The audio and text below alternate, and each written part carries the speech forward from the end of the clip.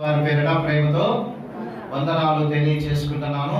దేవుడు నాకు ఇచ్చిన అవకాశం కొరకు దేవునికి నేను నిండుగా వందనాలు తెలియజేస్తూ వాక్యాన్ని ప్రారంభిస్తూ ఉన్నాను.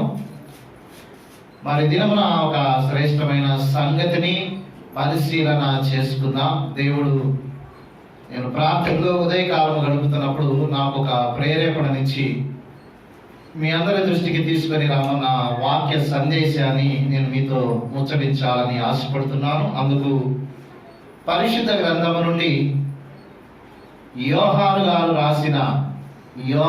రాసిన మొదటి పత్రిక,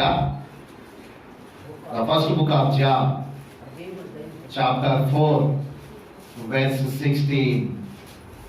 యోహాను గారు రచించిన యోహాను రాసిన మొదటి పత్రిక 4వ అధ్యాయము 16వ వచనము. 4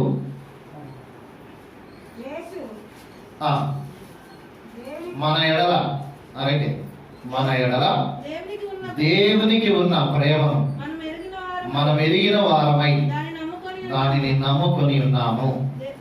ఈ మాట, దేవుడు ప్రేమాస్వరూపి అయి ఉన్నాడు. చాలండి. నేను ఎక్కడ చదివాము? అది యోహాను గారు రచించిన యోహాను రాసిన మొదటి పత్రిక 4వ అధ్యాయము 16వ వచనము. God is love. జాగ్రత్తగా మనం గమనిస్తే దేవుడు ఏమై ఉన్నాడు, నువ్వేమనుకుంటున్నావు అనేది మన అంశం. గుర్తుపెట్టుకోండి, దేవుడు ఏమై ఉన్నాడు, నువ్వేమనుకుంటున్నావు. చాలా మందికి దేవుడు ప్రేమామయుడు అని అర్థం. ఓకే, సంతోషం. God is love. Hour God is a loving God. Hour God is a merciful God. అవును, నువ్వు ఎలా వర్ణించిన దేవుడు నిత్యముగా ప్రేమామయుడు. ప్రేమించే వారి ఆయన ప్రేమ చూపేవాడు. క్రీస్తు వారి మొదటి రాకడలో మనందరికీ, ప్రపంచానికి అర్థమైనది ఏంటంటే యేసు క్రీస్తు వారు ప్రేమమయుడు. దేవునికి స్తోత్రం. ఈ లోకానికి ఎందుకు వచ్చినాడు అని మనం అర్థం చేసుకుంటే, first of all we have to understand how his coming is to show the love to the world. ప్రపంచానికి తన ప్రేమను చూపించాలి. ఎలాగూ? మాటల ద్వారా, క్రియల ద్వారా, చేతల ద్వారా, తన మరణము ద్వారా, తాను పొందే దెబ్బల ద్వారా, తాను పొందే విధేయత ద్వారా లోకానికి తన ప్రేమను చూపించాలనుకున్నాడు. అందుకే ఆయన లోకానికి ఏమయ్యాడు అంటే ప్రేమామయుడయ్యాడు, దయామయుడయ్యాడు, కరుణామయుడయ్యాడు, కృపామయుడయ్యాడు, కనికరము గల దేవుడు. మనం ఎలాగో వర్ణించిన ఈ పేర్లన్నిటికీ సరిపోయిన వాడు మన ప్రభు అయిన యేసుక్రీస్తు. దేవుని బిడ్డలారా, దేవుడు తన ఎడల ప్రేమ చూపేవారికి ప్రేమామయుడైతే, కరుణ చూపేవారి ఎడల కరుణామయుడైతే, కనికరము కలిగిన వారి ఎడల కనికరము చూపేవాడు అని మనం విన్నాం. మంచిది. పాటలు కూడా అనేక రీతిలో భక్తులు రాశారు. దయగల వారి ఎడల నువ్వు దయ చూపుదు అని రాసినవి. ఇది మొదటి భాగంలో మనము దేవుడిని ఎలాగో అర్థం చేసుకోవచ్చు అంటే ప్రేమామయుడై ఉన్నాడని అర్థం చేసుకోవాలి. ఈ ప్రేమలో ఉన్నవారు ఏం చేస్తారో తెలుసా? ఏం చేయాలని వాక్యం అంటుందో తెలుసా? కీర్తనలు 97వ కీర్తన 10వ వచనంలో ఈ ప్రేమ కలిగిన వారు, దేవుడు ప్రేమామయుడై ఉన్నప్పుడు ఆయనను ప్రేమించేవారు ప్రేమికులు అవుతారు కనుక ఆ ప్రేమలో ఉన్నవారు ఎలా ఉండాలంటే 97:10వ వచనములో ఇలాగ వ్రాయబడినది, యెహోవాను ప్రేమించువారులారా చెడుతనమును అసహించుకొనుడి. దేవుడు ఏమై ఉన్నాడు? ప్రేమామయుడై ఉన్నాడు. జాగ్రత్తగా వినండి. దేవునిలో ఏమీ లేదు, ప్రేమ తప్ప మిగతా ఏదీ లేదు. ప్రేమ అనగా సహించే గుణం, ప్రేమ అనగా ప్రేమించే గుణం, ప్రేమ అనగా జాలి చూపే గుణం, ప్రేమ అనగా నీ ఎడల వాత్సల్యతను కనపరిచే గుణం. ఇవన్నీ ఆయనలో ఉన్నాయి. ఆయనలో ఉన్నవన్నీ నీలో ఉండాలంటే నీలో చెడుతనమును అసహించే గుణము నీకుండాలి.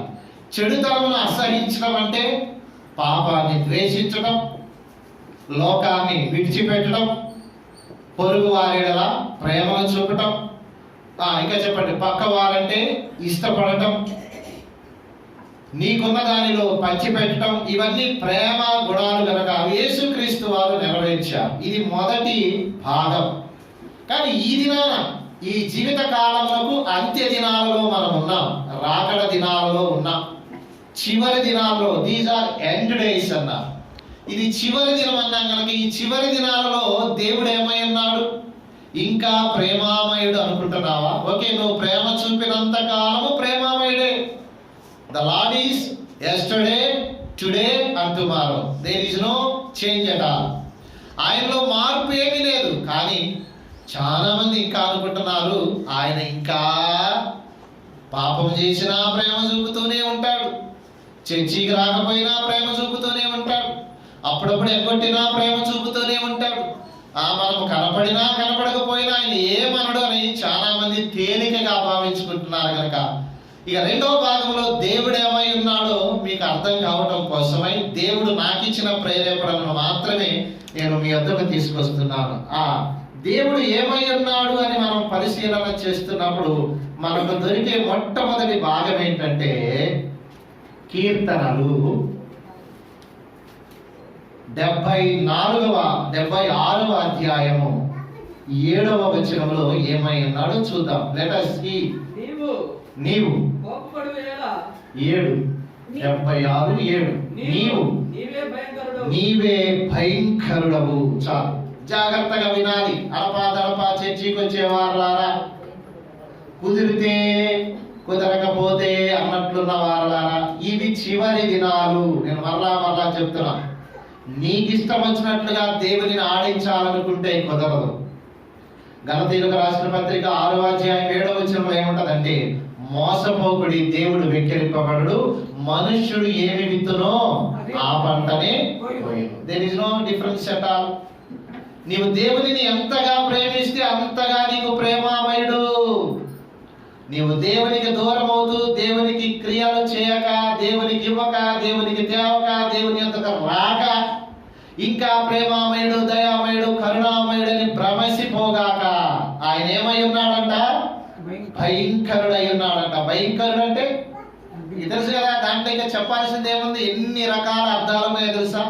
నీవు తలిచి అంతగా ఆయన తేలిక కలిగిన వాడు కాదు. నీవు అనుకున్నట్లుగా ఆయన సులువైన దేవుడు కాదు. నువ్వు అనుకున్నట్లుగా ఆయన ఏదో ఏం కాదులే, ఏమనట్లే, ఏం చేయట్లే, ఆయన ఏమి అంటలేదులే అనుకోగాక ఆయన భయంకరుడని రాయబడిందంటే ప్రతాపము చూపిస్తే రాలిపోతావు.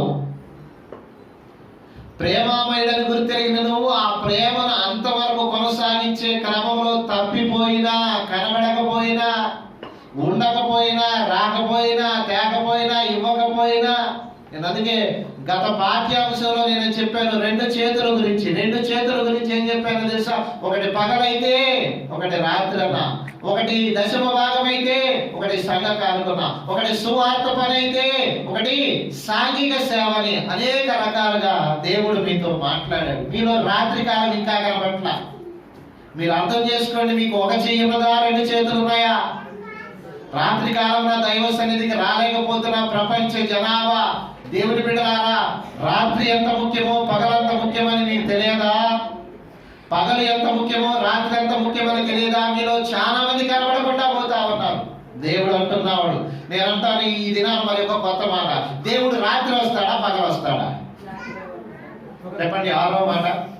మన 5 అంశాలు నేను మీతో చెప్పాను కదా. రెండు చేతులు అంటే, ఈ రెండు చేతుల్లో చాలా మంది కొనుక్కోవడం ఏంటంటే, కుడి చెయ్యే చాలా మంచిది అంటారు, ఎడమ చెయ్యి మంచిది కాదా అని నీకు ఎలాగో తెలియను. అందుకని నేనంటున్నాను ఈ దినాన ప్రశ్న, దట్ ఈస్ మై క్వశ్చన్. దేవుడు రాత్రి కాలంలో వస్తాడా, పగలు వస్తాడా? ఆయన రాకడ రాత్రా, పగలా? Tell me the answer about his coming. ఎప్పుడు అవుతుంది? ఎప్పుడు వస్తాడు దేవుడు? మరి మీరైతే రాత్రి కనబడట్లేదు. రాత్రి కాలంలో దేవుడు రాడని మీకు తెలుసా? గ్యారెంటీ ఏమైనా ఉందా? దొంగ ఎప్పుడు వస్తాడు? అసలు దొంగ ఎప్పుడు వస్తాడని ఉంది. దేవుని రాకడ కూడా దొంగ వలే అని రాయబడింది. దొంగ ఎప్పుడు వస్తాడు? రాత్రి కాలంలో వస్తాడు. ఆదమనిచ్చినప్పుడు వస్తాడు, నిద్రపోయినప్పుడు వస్తాడు. మీరు కనపడకుండా పోతా ఉన్నారు. దేవుడు అందుకే నేను అంటున్నా, దేవుడు భయంకరుడు. నువ్వు అనుకున్న దినాల్లో రాడు, నువ్వు అనుకున్న టైంలో రాడు, నువ్వు ఆదమర్చినప్పుడు వస్తాడు.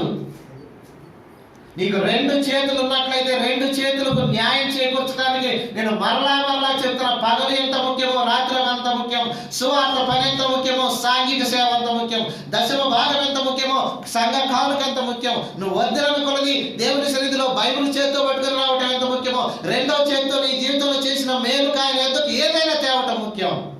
అది మర్చిపోయి ఉన్నావా? ఇంకా భ్రమతో ప్రేమామయుడు నన్నేం చేయడు, నన్ను అంటానికి ఏమి లేదు, నన్ను గతంలో ఎప్పుడు ఏమనలేదు అనుకుంటే వాక్యం అంటుంది నీవు భయంకరుడవు. ఇంకా మాట కావాలి. 11వ వచనం చదువుదామా? 11వ వచనం. మీ దేవుడైన యెహోవాకు మొక్కుకొని మీ మొక్కుబడులను చెల్లించుడి. ఆయన చుట్టూ ఉన్న వారందరూ భయంకరులకు ఆయనకు కానుకలు తెచ్చి అప్పగింపవలెను. అధికారుల పొగరును ఆయన అణిచేయువాడు, భూరాజులను ఆయన భీకరుడు. ఓ, ఎవరనుకున్నావు మన దేవుడు? నువ్వు అనుకున్నట్టుగా సులువుగా ఉన్నాడా? నువ్వు ప్రేమించినంత వరకే ప్రేమామయుడు, తేడా వస్తే భయంకరుడు. నువ్వు ఆయన యందు భయభక్తులు నిలిపినంత వరకే నీ ఎడల జాలి చూపుతాడు. ఆయనకు విరోధంగా నువ్వు తయారయ్యావా, నీ అంతరాన్ని నువ్వే కొని తెచ్చుకున్న వాడవుతావు. నేను మరలా చెప్తున్నాను, భూలోకంలో ఉన్న వారందరూ ఆయన దగ్గరికి ఏమి చేయాలంట? కానుకలు తెచ్చి సమర్పించాలంట. అందుకే వస్తూ ఒక చేతితో వచ్చావా, 2 చేతులతో వచ్చావా? దేవుడు నీకు 2 చేతులు ఇయ్యగా ఒక చేతితో పరిశుద్ధ గ్రంథాన్ని చేత పట్టుకుని నువ్వు 2వ చేతితో ఖాళీగా ఎలా వస్తున్నావు? ఖాళీగా రావడానికి దేవుడు నీకు చేయించింది. అందుకే అంటున్నాడు, నొక్కుకొని నా మొక్కుబడులు అన్ని చెల్లించాలి. భూరాజులు కానీ అధికారులు కానీ ఎవరైనా సరే ఆయన వద్దకు కానుకలు తేవాలంట. ఎదురు తిరిగితే వారి పొగలను కూడా అణుస్తారు. అక్కడ రాయబడి చూశారు, అధికారుల పొగలను ఆయన అణిచివేయవాడు, భూరాజులకు ఆయన భీకరుడు. భీకరుండో మా యెహోవా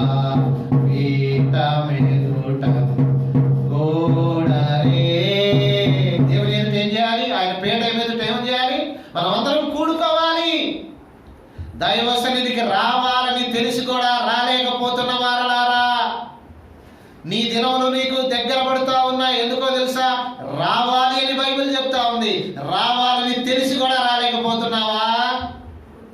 తేవాలని తెలిసి కూడా తేలేకపోతున్నావా? ఇవ్వాలని తెలిసి కూడా ఇవ్వలేకపోతున్నావా? అయితే ఆయన ఉంటున్నాడు, ఆయన భీకరుడు. ఆయన ఒకసారి గర్జిస్తే, ఆయన ఒకసారి నోరు తెరిస్తే, ఒక దినాన మోషే గారితో దేవుడు ఇలా మాట్లాడుతాడు. ఎలా తెలుసా? మోషే అన్నాడా? మోసెస్ గడగడగడగడలాడిపోతున్నాడు మోషే గారు. ఎందుకు? ఆ స్వరమే గంభీరంగా ఉంది. ఆ స్వరమే ఉరుము వంటి స్వరములా ఉంది. ఆ స్వరమే గడగడగడగడగడగడ ధ్వనిగా ఉంది. ఆయన నోరు విప్పితేనే గడగడలాడిపోతా ఉంటే ఆయన తలుచుకుంటే నువ్వేమైపోతావు?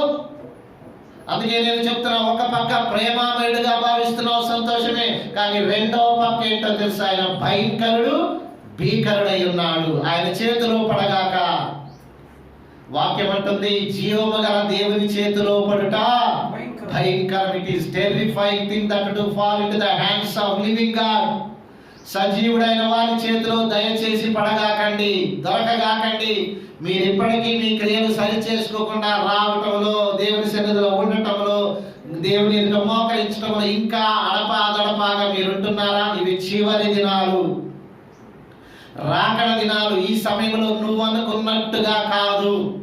మొదటి రాకడలో నువ్వు అనుకున్నట్టుగా నీ కొరకు రక్షకుడుగా వచ్చాడు గనక, నిన్ను రక్షించడానికి వచ్చాడు గనక నువ్వేమి చేసినా ఓర్చుకున్నాడు. కానీ ఇది 2వ రాకడ సమయం. రాకడ సమయంలో ఏమైంది? రాకడ సమయంలో కడబూర శబ్దముతో యేసుని చేరుకునే విశ్వాసము నీకుందా? యేసుని చేరుకునే విశ్వాసము నీకుందా? రావయ్యా యేసయ్యా, వేగ రావయ్యా, రావయ్యా యేసునాథా, వేగమే రావయ్యా. ఎలా రాబోతున్నాడు? ఆయన మేఘారూఢుడై రాబోతున్నాడు. నువ్వు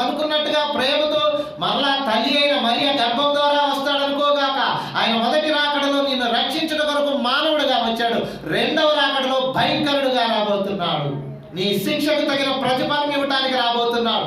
నువ్వు చేసే ప్రతి మాటకు, నువ్వు చేసే ప్రతి చేష్టకు బహుమానం ఇవ్వడానికి రాబోతున్నాడు. కనుక సరి చేసుకున్నావా ధన్యుడు, చక్కదిద్దుకున్నావా ధన్యుడు. ఏదో అనుకోగాక, దేవుడు మామూలుడు కాదు. నేను అంటాను, దేవుడు చాలా లెక్కల మనిషి అంట.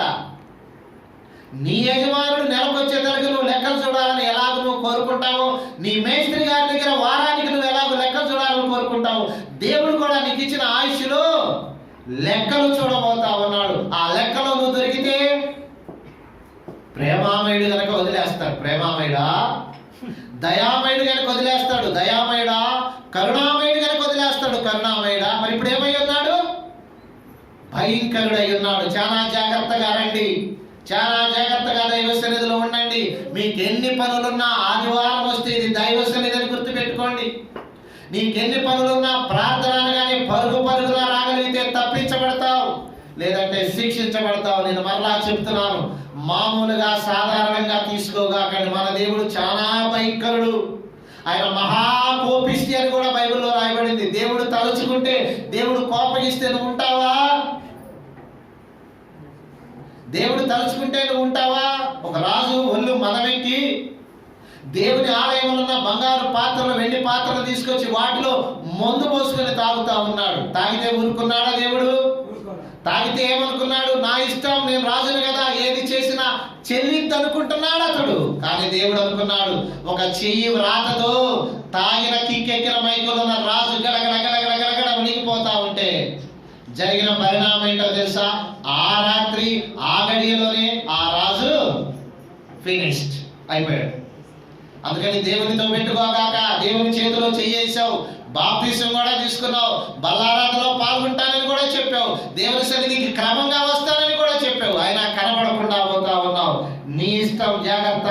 నీ ఇష్టం అన్నిసార్లు నెరవేరకపోవచ్చు. ఒక దినాన మన ఇష్టం ఆయన ఇష్టంగా లేకపోతే నీ పరిణామం తీవ్రం అవుతుందేమో. హెబ్రీయులకు రాసిన పత్రిక మరి ఒక మాటను చూద్దాం. The book of Hebrews chapter 12 verse 29, the last verse. హెబ్రీయులకు రాసిన పత్రిక 12:29లో చివరి లైన్ చదువుకుందామా? చేదుము ఏలయనగా మన దేవుడు దహించు అగ్ని అయి ఉన్నాడు. Hour God is a consuming fire. ఇది చూడండి అందరూ, ఎవరంట మన దేవుడు? మొదటగా ప్రేమామయుడు, రెండవదిగా భయంకరుడు, మూడవదిగా భీకరుడు, నాలుగవదిగా దహించు అగ్ని అయి ఉన్నాడు. ఏమనుకుంటున్నావు? దేవుడు నీ విషయంలో ఆలోచన చేస్తే మాడిపోతావు. నేను మరలా చెప్తున్నా, మన శుక్రవారం దేవుడు మనతో ఒక మంచి మాట చెప్పాడు. మానవుని ఆయుష్ తరిగిపోవడానికి కారణం ఎవరు? ఏమా? శుక్రవారం రారుగా కొంతమంది వాళ్ళ కోసం చదువుదామా? అప్పుడప్పుడు మనం కనబడకుండా పోతాము. చాలా మందికి యవన ప్రాయంలో ఉండగానే వారిని మోసుకొని పోవాల్సి వచ్చిన స్థితి వస్తుంది. కొంతమంది 50-60లో నిండిపోతా ఉన్నారు. దేవుడిచ్చింది 70, అధిక బలం ఉంటే 80. దేవుడిచ్చిన 70 బ్రతకగా, దేవుడిచ్చిన 80 సంవత్సరాలు బతకకుండా అర్ధాంతరంగా మధ్యలోనే వెళ్ళిపోతున్నామంటే కారణం ఏంటో తెలుసా? 64వ అధ్యాయము కీర్తనలు 8వ వచనము. 64వ కీర్తన 8వ వచనంలో ఇలాగు వ్రాయబడినది, వారు కూలెదరు, వారు కూలుటకు వారి నాలుకే. నువ్వు చావటానికి కారణం ఏంటి? మొన్న ఆయన చచ్చిపోయాడంటే కారణం ఏంటి? అయ్యో, ఇంత మంచివాడికే చావు వచ్చిందా? మంచి దేవుడికి అంత మాత్రం ఆలోచన లేదనుకున్నావా? మంచివాళ్ళని తీసుకెళ్ళటానికి ఆ దేవుడి లోకానికి వచ్చింది కాదే. ఏదే మంచి వాళ్ళకి దేవుడు ఇంకా నిత్య జీవం ఇవ్వటానికి, మంచి వాళ్ళను బహుగా ఆశీర్వదించడానికి వచ్చాడు కదా. ఆయన అర్ధాంతరంగా వెళ్ళిపోతున్నావంటే నువ్వు కూలిపోవడానికి కారణం నీ నాలుకే. నాలుక జాగ్రత్త. నీ ఆయుష్ అర్ధాంతరంగా ముగిపోవాలంటే నీ నాలుగును చక్కదిద్దుకోకపోతే వెళ్ళిపోతావు. అమ్మను తిట్టేవాళ్ళు ఉన్నారు, నాన్న తిట్టేవాళ్ళు ఉన్నారు, అన్నను తిట్టేవాళ్ళు ఉన్నారు, ఆయన తిట్టేవాళ్ళు ఉన్నారు. జాగ్రత్త. ఎవరైనా, పురుషులైనా స్త్రీ అయినా, ఈ నాలుకను భద్రం చేసుకున్నావా చానాలు బతుకుతావు. ముందుగానే నీ ఇష్టం వచ్చినట్లు మాట్లాడితే నేను అంటున్నాను, సగము కాలానికి మన పురమితి కాదిపుడు, నిజముగా పురమితి కాదిపుడు.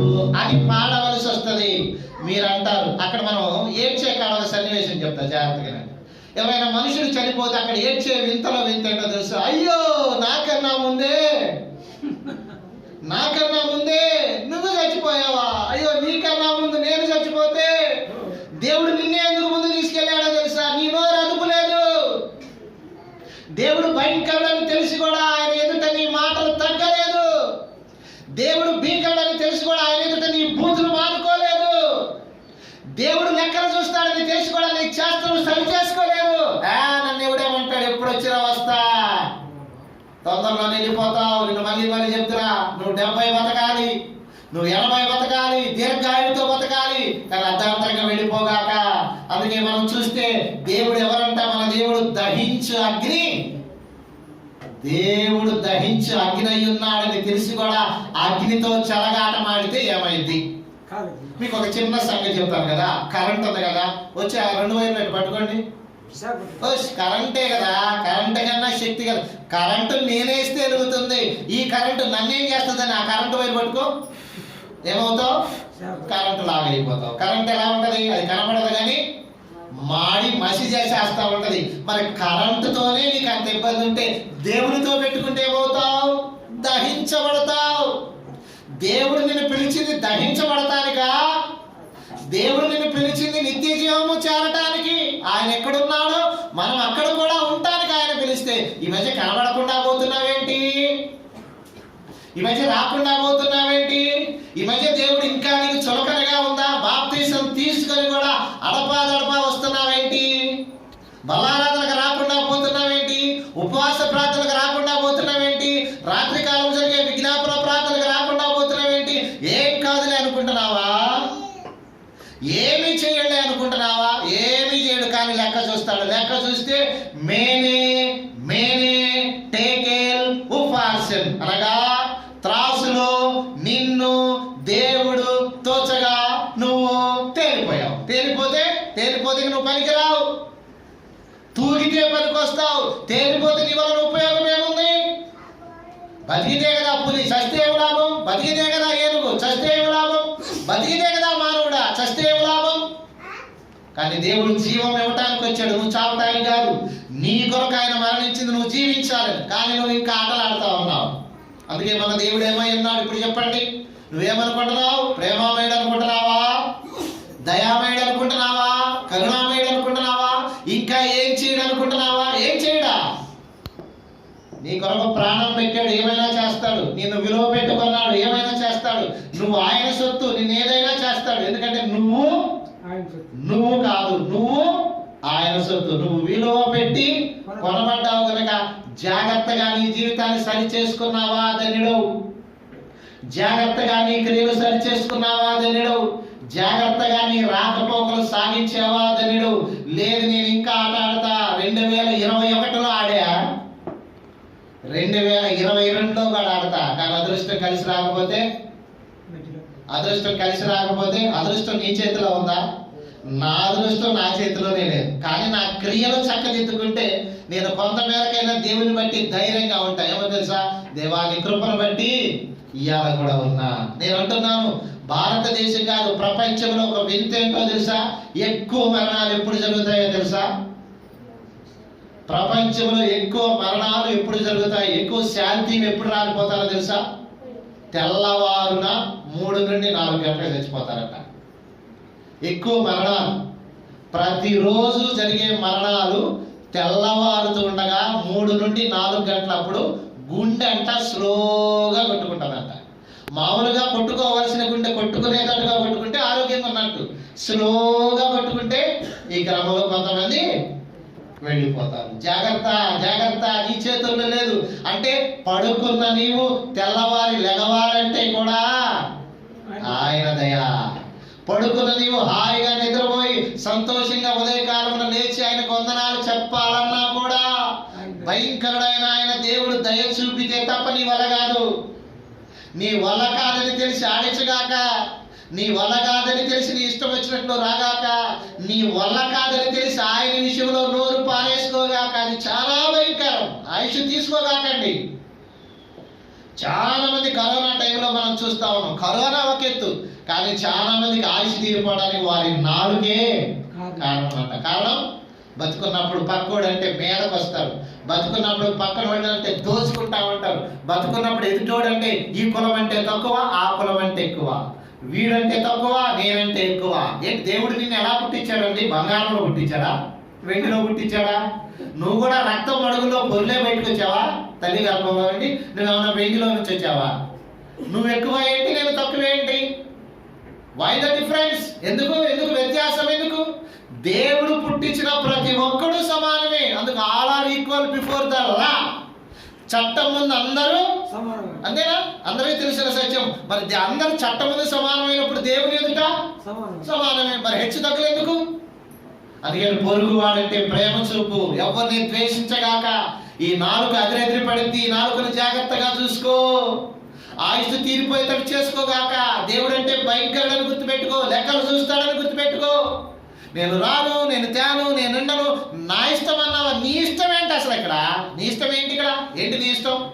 What is your will? Tell me. నిన్నే ఆయన కొన్నాడు, నువ్వే ఆయన దయ వల్ల బతుకుతున్నావు. నువ్వు ఆయన దయ వల్ల బతుకుతున్నప్పుడు నీ ఇష్టం ఏంటి ఇక్కడ? అందుకని క్రియలు చక్కదిద్దుకున్నావా ధన్యుడవు, రాకపోకలు సరి చేసుకున్నావా ధన్యుడు, మాట తీరు సరి చేసుకున్నావా ధన్యుడు. లేదంటే ఆయన ఎవరు? భయంకరుడు. ఆయన ఒకసారి ఉగ్ర రూపం దారిస్తే, ఇప్పుడు ఒక చిన్న సముద్రానికి దేవుడు సెలవిస్తే ఏమైంది? ఒకసారి ఆ వచ్చే అల తీవ్రమైతే ఏమైంది? ఇక్కడ ఉన్న వాళ్ళందరూ ఎత్తుకెళ్ళిపోతుంది తెలుసా? వీళ్ళు ఎదురు చూస్తా ఉంటే నోరు తెలిసే లోపు ఆలోచి ఏం ఎత్తుకెళ్ళిపోద్దంట. అది ఎవరి చేతిలో ఉంది? ఒకసారి పైన వానకు నువ్వు ఉగ్ర రూపం దాల్చిన దేవుడు వానకి సెలవిస్తే ఏమైంది? తొలకరి వానను ఎదురు చూస్తావు, అది పిడుగులు లాంటి వాన పడితే తెలియదు కదా, మీకు తెలియదు కదా. భూమి ఆయనదే, ఆకాశం ఆయనదే, సమస్తం అయినప్పుడు ఆయన చేతిలో ఈ ప్రపంచం నిర్మించి. God created earth and the sky, everything created by the creator. ఆయన చేత సృజించబడిన సృష్టిలో ఉంటున్న నీవు ఆయనంటే భయం ఉందా? My question. ఆయనంటే భయం ఉందా? ఆయనంటే భక్తి ఉందా? ఆయనంటే భయం ఉంటే భక్తి ఉంటే నీ ఎడల ఎప్పటికీ ఆయన ప్రేమామయుడు. ఆయన అంటే భయం లేక భక్తి లేకుంటే ఆయన కరుణామయుడు కాదు కదా, భయంకరుడైన గొప్ప దేవుడు. అదే క్రమంలో దహించు అగ్ని అయి ఉన్నాడు కనుక చక్కదిద్దుకోండి, సరి చేసుకోండి, దేవుడిచ్చి ఆయుష్ను చక్కగా వినియోగించుకోండి, అర్ధాంతరంగా వెళ్ళిపోగాకండి. దేవుడి మాటలు మన కొరకు దీవించును గాక.